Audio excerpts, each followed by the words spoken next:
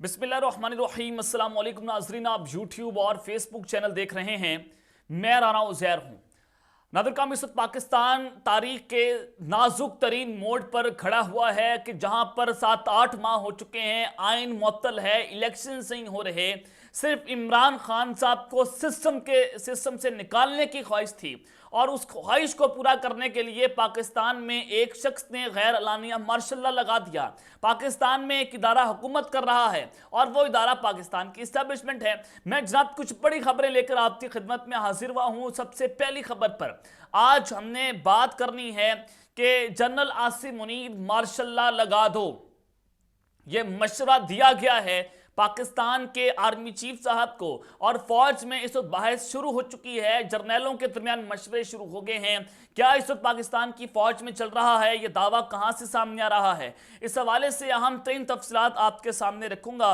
और फिर जनाब इमरान खान साहब इस वक्त चूंकि जेल के अंदर हैं, उनको पिंजरे में कैद कर दिया गया है, लेकिन पाकिस्तान की कौम की उम्मीद है, कौम ये समझ रही है कि टाइगर तो जिंदा है तो टाइगर की वापसी तो होगी।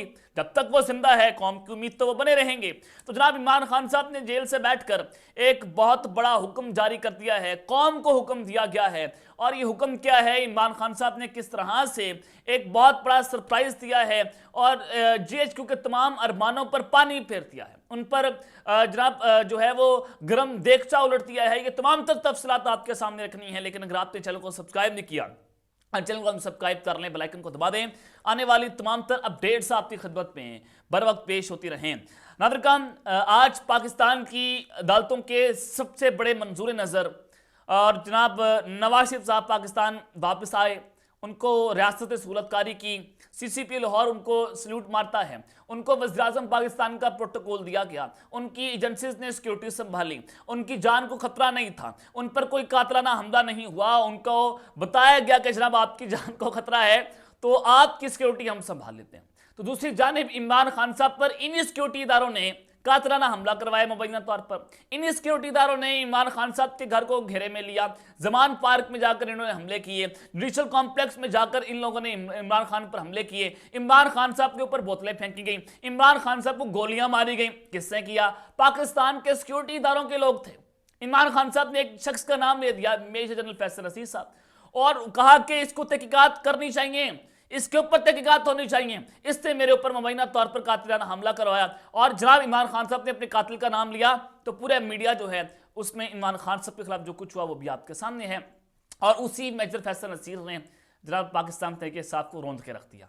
इसी मेजर फैसल नसीर ने पाकिस्तान तहरीक इंसाफ के खिलाफ क्रैकडाउन जो है वो शुरू किया। और जजेस के खिलाफ जिस तरह से नून लीग ने मुहिम चलाई, जिस तरह से जर्नैलों के खिलाफ नून लीग ने मुहिम चलाई, उसका कोई सानी नहीं था। ये वही नून लीग है, ये वही मरियम नवाज और नवाज शरीफ है जिन्होंने जनरल बादशाह को गालियां दी, जिन्होंने DCI को गालियां दी और उन्होंने नारे लगवाए कि ये जो दहशतगर्दी है इसके पीछे वर्दी है, फौज के खिलाफ नारे लगवाए। जनाब उसका हिसाब कौन करेगा? जनाब इन्हीं लोगों ने आर्मी चीफ के तैयारों को हाईजैक किया, उसका हिसाब कौन करेगा? क्या जनरल आसिम मुनीर साहब को ये चीजें याद नहीं है? 9 मई तो इनको याद आ गया कि इमरान खान साहब ने 9 मई कर दिया। क्या इन लोगों को ये बातें याद नहीं थी? लेकिन जनाब इस सब के अंदर यही बात साबिक वज़ीर-ए-आला चौधरी परवेज राही साहब ने की है कि नवाज शरीफ साहब जज के खिलाफ बोलते हैं, क्या वो जज बातें भूल चुके हैं? 5 माह से हम जमानत पर भी हैं, फिर भी हमें तंग किया जा रहा है। स्पेशल इंसाफ क्या सिर्फ शरीफों के लिए है? ये जनाब चौधरी परवेज राही साहब ने बात की है। इंसाफ तो वो है जिसको अवाम तस्लीम करे, इंसाफ होता हुआ नजर भी आए। हमने हमेशा इदारों और अदालतों का एहतराम किया है। शरीफों ने हमेशा जजेस के खिलाफ सख्त बातें की हैं। ये कहाँ का इंसाफ है कि नवाज शरीफ लाडले के लिए सारे रिलीफ और बाकियों के लिए सख्ती है। नवाज शरीफ जजेस के खिलाफ बोलते हैं तो क्या जज वो बात भूल चुके हैं? आज चौधरी परवेज राही साहब जैसे वो ज़िरक सियासतदान जिसने सारी जिंदगी सियासत जो है वो प्रो एस्टेब्लिशमेंट की, फौज के साथ मिलकर सियासत की, लेकिन आज अगर वो शख्स खड़ा हो चुका है इनके खिलाफ, अगर वो शख्स ये बात कर रहा है कि ये लाडला बन चुका है नवाज शरीफ इस निज़ाम का, तो आप समझ लीजिए कि अंदर खाते हालात किस कदर खराब हो चुके हैं। और दूसरी जानिब जनाब पाकिस्तान तहरीक इंसाफ के बाकी भी रहनुमा हैं, उनको बड़े अरसे से जेल के अंदर रखा गया है 9 मई के झूठे केसेस के अंदर। उमर सरफराज चीमा साहब जो हैं, आज उन्होंने बड़ी अहम गुफ्तगू की और जेल के अंदर उस शख्स ने दाढ़ी रख ली है और उस शख्स को जेल के अंदर जो मुश्किलात का सामना है वो भी आपके सामने है। तो उन्होंने कहा कि सहाफ़ियों से गुफ्तगू की कि 6 माह हो चुके हैं, झूठा केस है जिसमें अभी तक जेल में रखा हुआ है और मैं जब घर मौजूद था उन केसेस में मुझे गिरफ्तार किया हुआ है। हमसे प्रेस कॉन्फ्रेंस करवाना चाह रहे हैं। उमर सरफराज चीमा, हमने PTI छोड़ने छोड़नी होती तो तब भी छोड़ देते, जबकि पीटीआई रहनुमा डॉक्टर यास्मीन राशिद ने भी साथियों से गैर रस्मी गुफ्तगू की को कहा कि नवाज शरीफ इतना बहादुर है तो मेरे खिलाफ इलेक्शन लड़कर दिखाओ।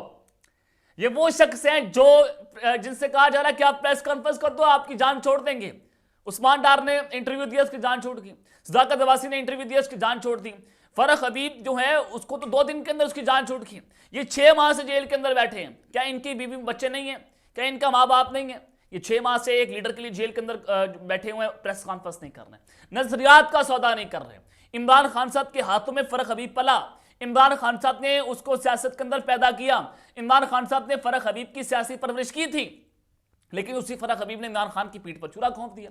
लेकिन जनाब आज सारी चीज़ें आपके सामने हैं कि ये लोग जो बूढ़े हैं, जिनकी उम्रें इतनी ज़्यादा हो चुकी हैं कि ये टॉर्चर बर्दाश्त नहीं कर सकते, ये तशद्दुद बर्दाश्त नहीं कर सकते, ये जुल्म बर्दाश्त नहीं कर सकते, लेकिन ये जुल्म बर्दाश्त कर रहे हैं। किसके लिए कर रहे हैं?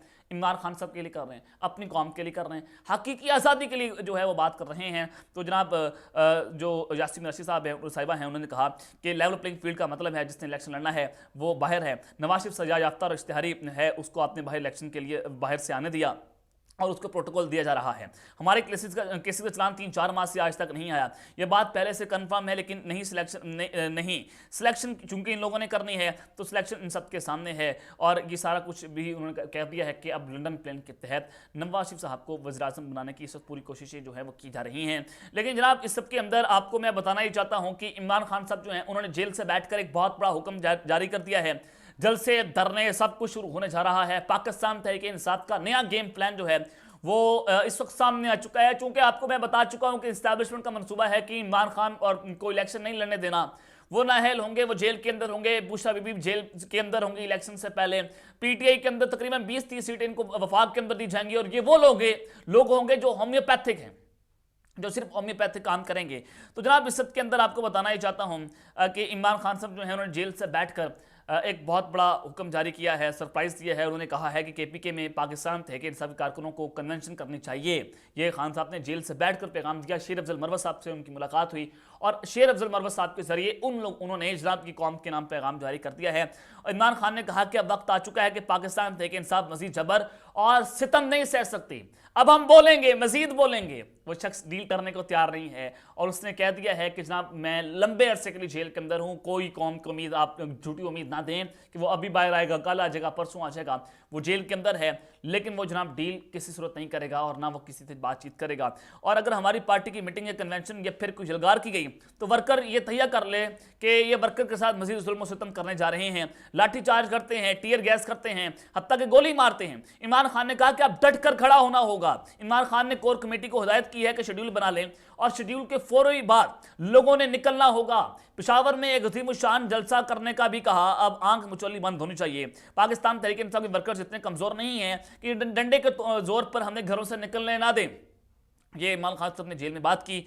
अब हमने निकलना है, अब हमने डट जाना है। अब ये वक्त है कि मजीद बिलों में चूहे कितना ना छुपें, ये बेगैरती होगी। लिहाजा उन्होंने हमें काफ़ी मारा है, लेकिन इस दफ़ा हम मार भी कहेंगे और मरने के लिए भी तैयार रहेंगे। ये इमरान खान साहब ने बड़ी बात से कह दिया कि अब आप बाहर निकलें, जो रूपोश लोग हैं वो भी बाहर निकलें, जलसों के अंदर जाएं, जनाब वो अदालतों के अंदर अपने केसेस का सामना करें और पाकिस्तान तहरीक इंसाफ का वर्कर बाहर निकले और जलसे करे, जनाब एहतजाज करे। ये आपका कानूनी हक है, आपने करना है, झंडे लेकर बाहर निकले। अब आपने डरना नहीं है। अब आपके लीडर ने यह बात कर दी है, इमरान खान साहब जेल से बैठकर यह बात कर रहे हैं और उन्होंने कहा कि अपने कानूनी हकूक उनसे कतन पीछे नहीं हटेंगे। हम कन्वेंशन भी करेंगे और जलसे भी करेंगे। मरना है मर जाएंगे, मारना है मार दें, हम अपने सूलों से पीछे नहीं हटेंगे। खान साहब ने जेल से बैठकर ये बड़ा सरप्राइज दे दिया कि अब जलसे भी शुरू होने जा रहे हैं, अब सारा कुछ है, अब आपने जो मर्जी करना है कर लें, मार हमने ऑलरेडी बहुत ज़्यादा खा ली है। तो जनाब ये सारा कुछ तो आपके सामने मैंने रख दिया है।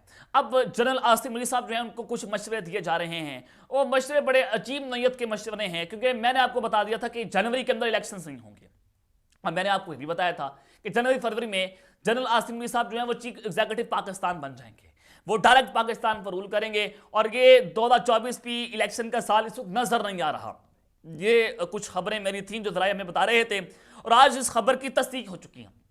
इस खबर की तस्दीक करने वाले जियो न्यूज़ के सहाफ़ी एजाज सैयद साहब हैं, बड़े क्रेडिबल जर्नलिस्ट है, बड़ी इज्जत करता हूं उनकी। तो इन्होंने कुछ दावा किया है, इन्होंने कुछ एक खबर जो है वो ब्रेक की है। वो खबर मैं आपके सामने रख देता हूं कि इस्टेब्लिशमेंट को, जनरल आसिम अली साहब को ये मशवरे दिए जा रहे हैं कि इलेक्शन आप ना करवाएं, मौजूदा वज़ीर आज़म को ही कंटिन्यू रखा जाए, क्योंकि मौजूदा वज़ीर आज़म जो हैं प्रेजेंटेबल हैं, अच्छा बोल लेते हैं, तो इंतखाबात को मुलतवी कर दिया जाए।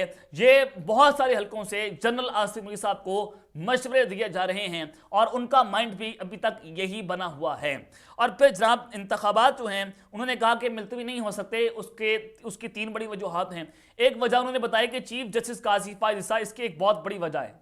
इसी चीफ जस्टिस ने कह दिया कि 90 दिन में इंतखाबात हो ही नहीं सकते हैं, पाकिस्तान में कोई करने वाली बात है तो वो कर लें, आइन की बात तो हम नहीं करेंगे। क्या वो चीफ जस्टिस जो है वो आइन के लिए खड़ा होगा? क्या वो चीफ जस्टिस जो है मुल्क में इलेक्शन करवा सकेगा? कि वो इतना बेबस है कि वो दारों के सामने बोल नहीं सकता, वो फौज के सामने बात नहीं कर सकता, उसकी अपनी पतलून नीचे गिर गई है, वो ये बात करता है कि मैं आइन की बात नहीं करूंगा, मैं फौज की बात करूंगा।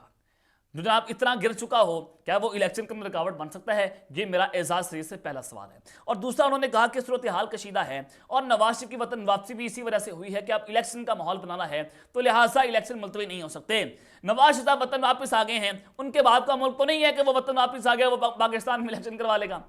अगर इलेक्शन आप लोगों ने करवाने होते तो आप 90 दिनों के अंदर इलेक्शन करवाते। अब आप जनवरी में इलेक्शन करवाएं, अब आप चाहे करवाएं दिसंबर के अंदर। आपने आइन तोड़ दिया है, आपने मुल्क में आइन मुअत्तल कर दिया है।